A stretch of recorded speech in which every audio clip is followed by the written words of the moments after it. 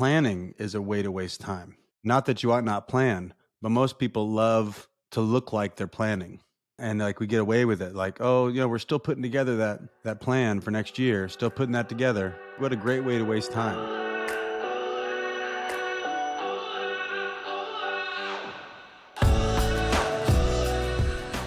Have you ever found yourself saying to yourself, there just isn't enough hours in the day? Then this conversation is for you. Hello, my friends. My name is Chad, and this is the Naked Leadership Podcast, high-stakes conversations for relentless company founders. My co-host and I have over 6 decades of combined experience in leadership coaching, and this podcast is where we explore it all. There is no conversation too risky. This week, Dan, Adrian, and I sit down to talk about time. I particularly love the distinction that Adrian makes about using time and utilizing time. The implications of that principle will open up so much possibility for you, I'm sure. Let's dive in. Dan, Adrian, how are you, gentlemen? So good to be with you. Yeah, great to be here. I'm so glad we found the time to do this. Great to be here, always. It was really hard, man. I didn't even have any of the time. I don't even know why I'm here. Did you guys know that there's only 24 hours in the day? For mere mortals. This topic came up for me. We were just in training this last weekend. It was really fun. And one of the executives that was in the Intrepid with us, we were talking about schedule and missing some commitments, and she informed us that there were only 24 hours in the day.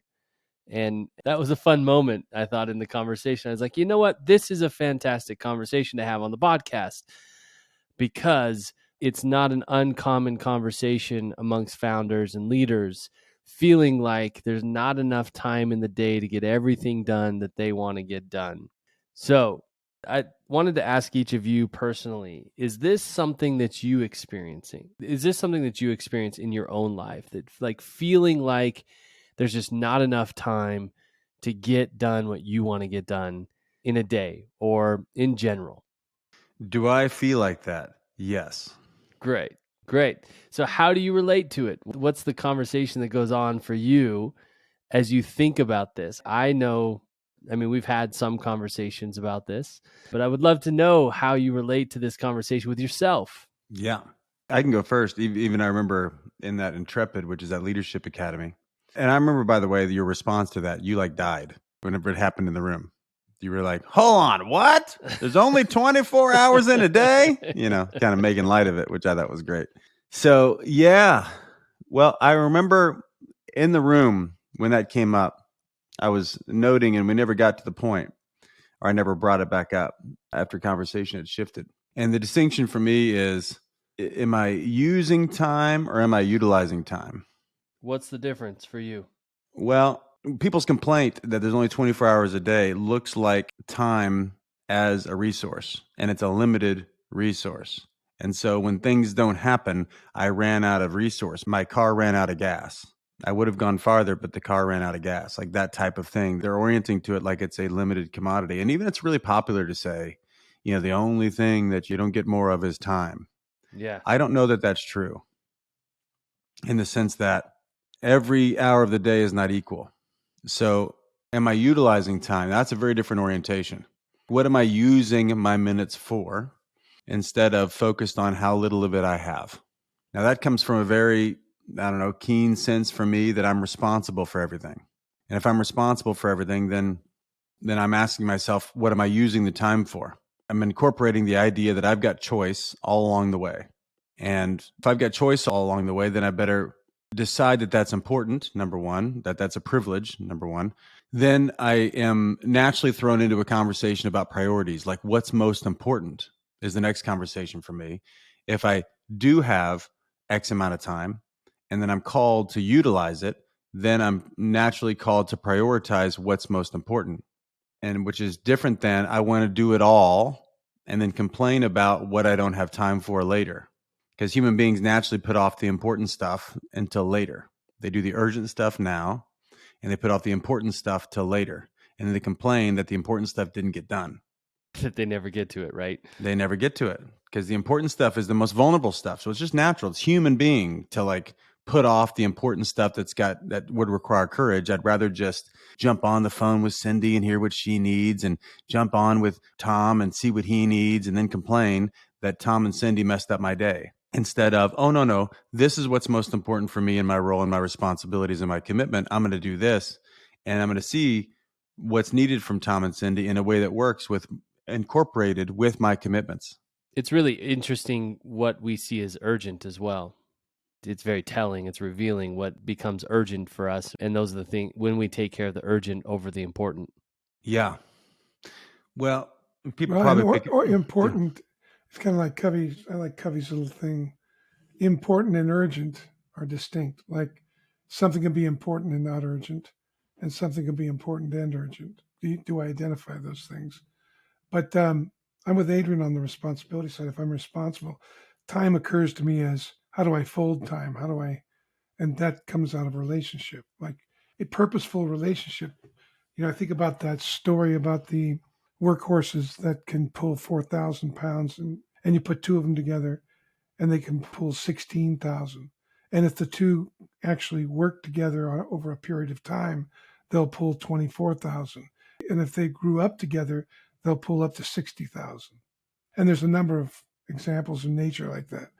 So there's something that goes around relationship. There's a certain kind of relationship that harnesses, we become better together rather than apart. But we have to be like some nuances in that. It's not just get a group of people together and now it's like focused, purposeful. There's a type of relationship that emerges that is aligned with a future worth having. They aim, everybody's aiming at the same thing. So the hierarchy of concerns start to line up. So that happens when you get relationship going, and the right kind of relationship. And it takes time to get that. But when that starts to come into play, there's a synergistic effect that's exponential, where two or three of us are all of a sudden producing what one of us, like 6 times what one of us could produce, that kind of thing. Yeah. When I think about what you were talking about, this idea of, it's a limited resource. Well, when we buy that, or when that becomes the theme of how we set up our life, it becomes the perfect excuse not to show up. Like, it becomes the perfect excuse not to engage in what's important, right? Because who can argue with not having enough time? There's only 24 hours. I mean, you and I both know that. You can't argue with that. So there's just not enough time to get everything done. So clearly I couldn't have kept my commitment to you. Instead of like, how can I get it all done? Yeah. Or how can I reframe the it? There's so much, there's a couple themes. I don't know if it's even worth getting into, but I will, because why not? Because we're here anyway. Well, I'm just thinking about specifically with this team that we're talking about. They're a very nice culture. They're very nice, and they're busy being nice, which when it comes to delegation, they delegate naturally nice people. And when I mean nice, I mean diplomatic without being frank. I mean being supportive without holding the bar high. You end up doing a lot of people's work for them, and you're unwilling to have an edge in your requests, and you're unwilling to like leave stuff on somebody else's lap. So you end up, this affects time, obviously, because you train people to be dependent on you. And if you train people to be dependent on you, then of course you're actually saying, oh, I'd like you to have more of my time. And meanwhile, we're complaining about the limited resource that we have, but we've actually set it up that way. So we set up dependencies in our schedule and then complain that our schedule's full. And it's just such a double message. So my point is, yes, time is literally limited, but what we can do with it is unlimited. Right on. And, so that's the conversation I want to be in, because I do get that I have little, even just for myself, I've got little slivers of time during the day. And if I am committed, I will utilize those slivers. If I'm not committed, I will not utilize them.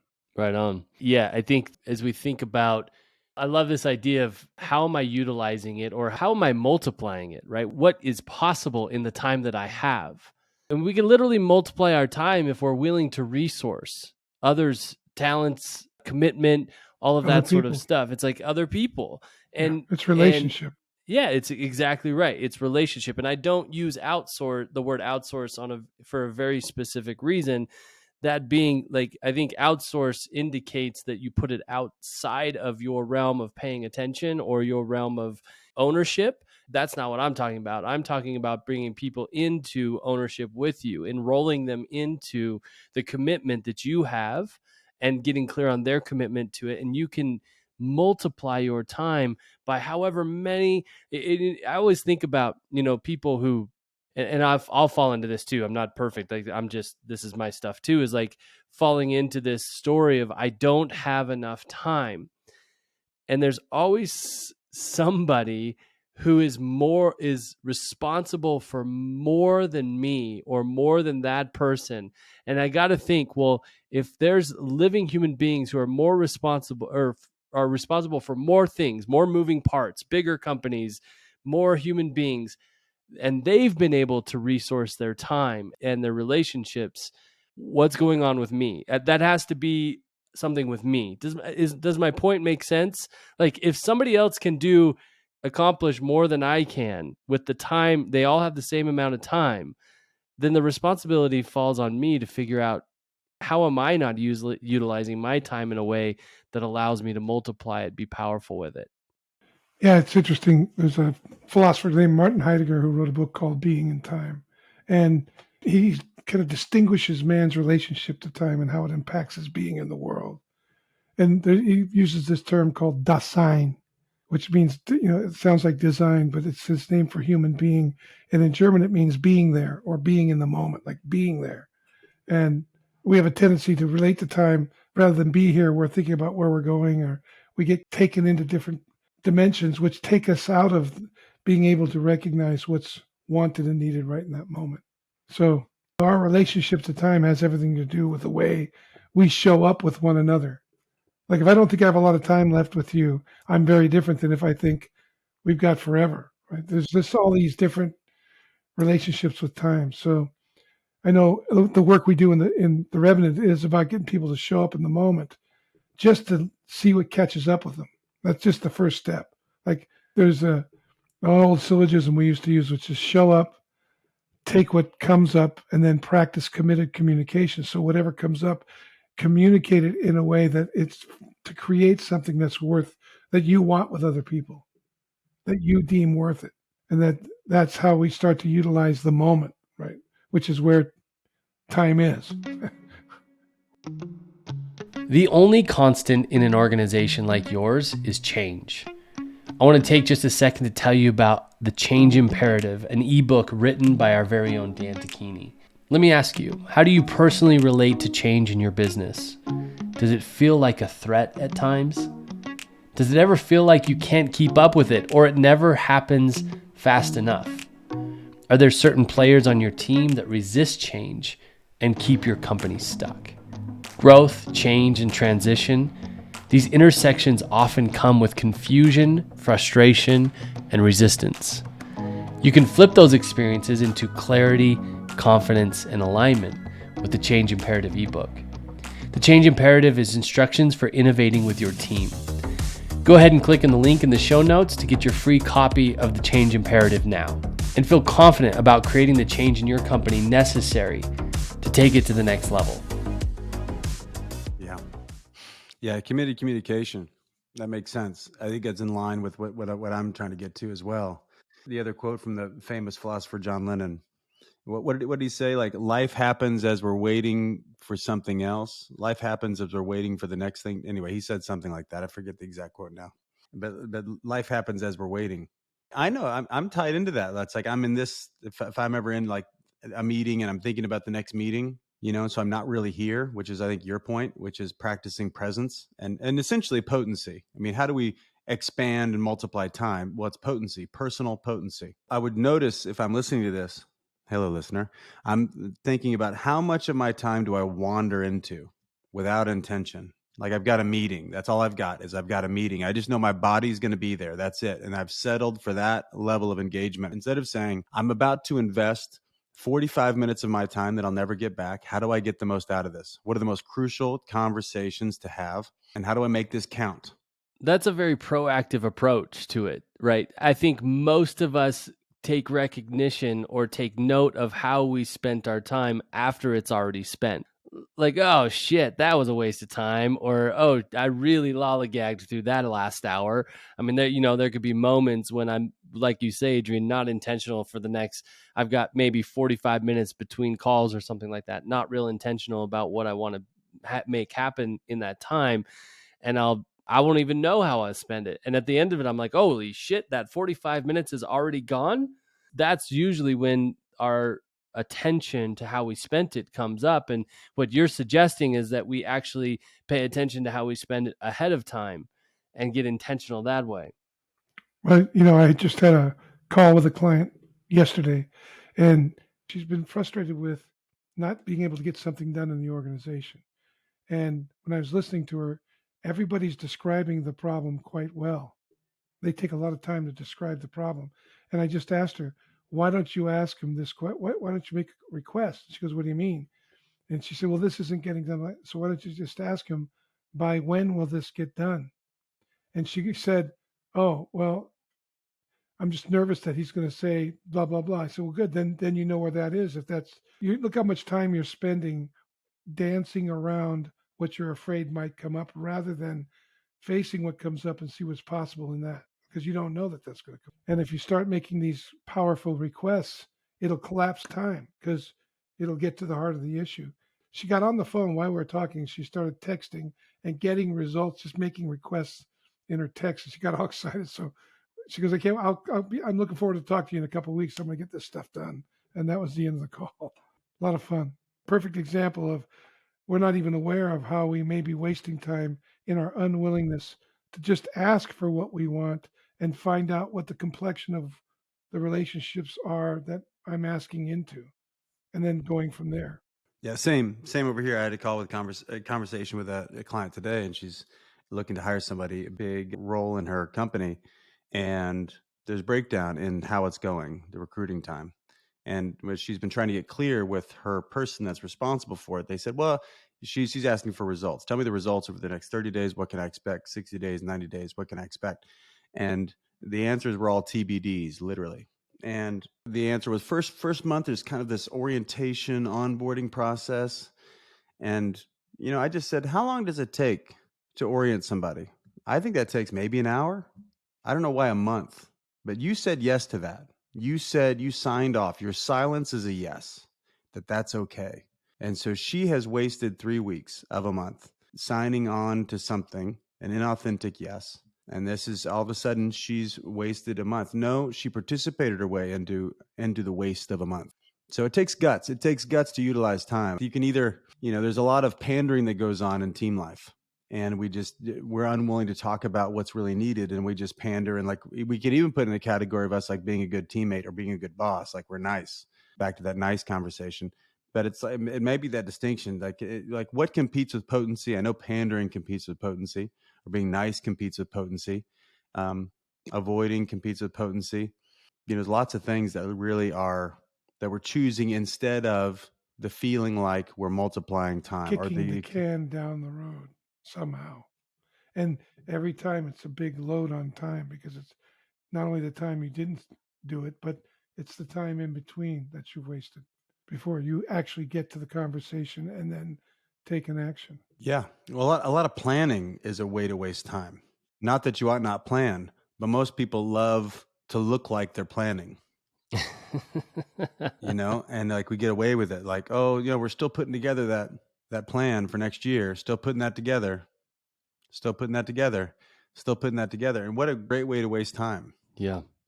It's utilizing time when you're talking about is a risky, it's a vulnerable endeavor as well, right? Because part of it, I think, is that if we don't create the results we say we're committed to creating, right? We don't meet the benchmarks or the key results that we've identified that we're going to do, and we didn't utilize time to its greatest, well, we can always blame time, right? Or we can always blame whatever it is that came up in that time.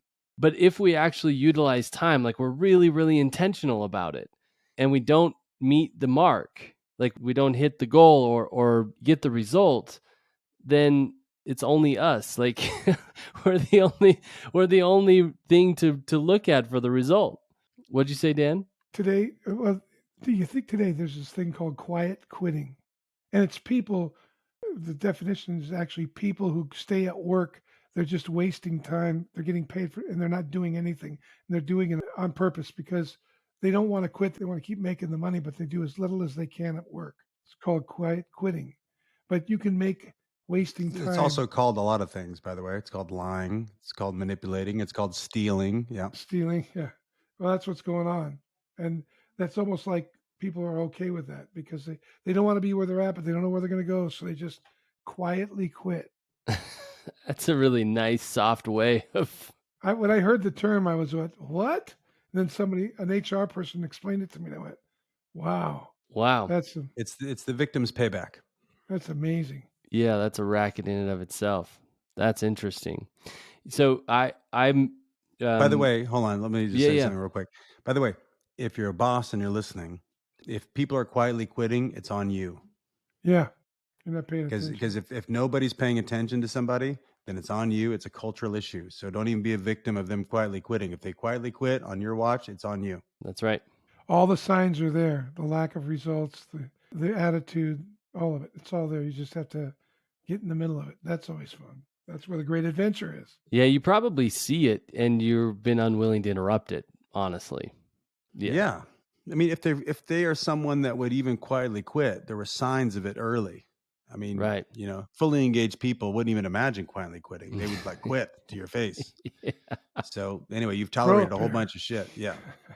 Yeah. I created a commitment with myself and haven't been perfect at it by any means. Earlier this year, I created this commitment with myself is that time would never be the reason, meaning time won't be the reason I don't get something done, don't keep a commitment. It will not be the reason that I choose not to take on a project or an invitation for a project or an assignment or anything like that. For me, it was born out of this idea of like intentional about focus and utilizing time, right? Because if I just, Dan, if you make an invitation to me, hey, Chad, could you do this? And I just say, nah, man, I just don't have the time. Then that closes off all possibility. And I don't have to think about how could I accomplish that? How could I take that on for our team? I may need to resource other people's time. I may need to. It may not be the best use of my time. So somebody else may be able to do it. That's right. That's right. Or my focus, right? Like I may be laser focused on this. So it's not my focus at the moment. But maybe you can take it or somebody else on the team can take it or vice versa like that. Right on. I just started noticing, I've run this racket for a long time, and I just started noticing all of the opportunities that I was missing out on because of my relationship with time, and that being the reason why I wasn't doing what I could for the team, for myself, for my family, name it, it shows up there. Yeah. Usually the conversation for me is if I don't have time for something, I really don't want to do it. Right. And there's a conversation I don't want to have with myself. Either it's letting somebody down, not looking good in my own eyes, or not. It's like if I don't have the time, it's just not that important. And if I buddy up to that and like practice a strong no, as a guy that can easily like be a martyr and people please and all that shit, those are very tasty candy for me. It's usually just practicing a no. I'd love to. I'm just not going to do that now. Yeah, or counter. It's not going to work for me. Is there some other way it can work for you? Here's how it could. Right on. Well, this is great. There's a lot of juicy stuff in here for people. I hope as they're listening, as friends of the podcast are listening, they're identifying some of the ways that they've utilized time or not utilized time, used time as a reason or an excuse, and where they might be able to utilize it. So thanks so much for bringing it, gentlemen. Of course. Thank you, man. Good to be here. Bye, everybody. Well, my friends, thank you so much for joining us for another episode of the Naked Leadership Podcast. As a heads up, every Friday we post a Cliff Notes version of that week's conversation with all the highlights in under 5 minutes. Check that out for a quick and powerful reminder of the principles discussed. I hope this conversation has been valuable to you. If it has, the greatest compliment you could pay us is sharing it with somebody who could use it. Thanks so much for listening, and until next week, bye-bye, everybody.